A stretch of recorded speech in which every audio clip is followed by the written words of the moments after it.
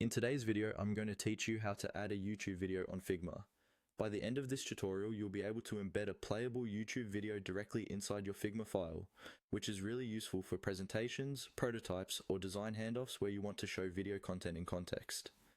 First, go ahead and open a Figma file where you want the video to appear. This can be any existing design file or a brand new one. Make sure you're in the design view, not just browsing projects, so you can see your canvas and layers. Next, look toward the top of the Figma interface for the action icon, usually represented by a small menu or options button. This is where you can access additional tools and features. Click on that icon to open the drop-down menu.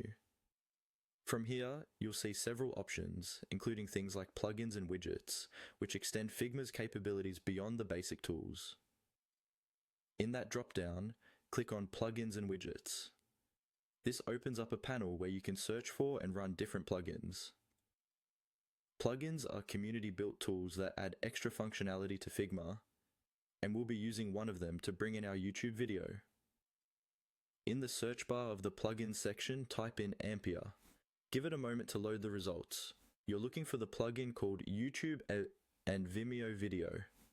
This plugin is designed specifically to embed videos from popular platforms into your Figma designs, so you don't have to rely on static screenshots.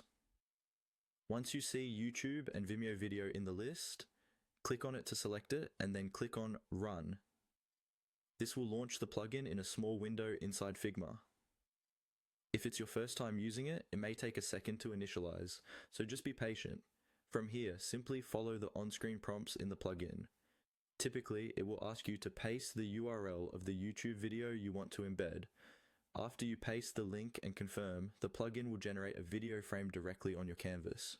You can move and resize this frame just like any other object in Figma, aligning it with your layout or adding it to a specific frame or artboard. And that's it.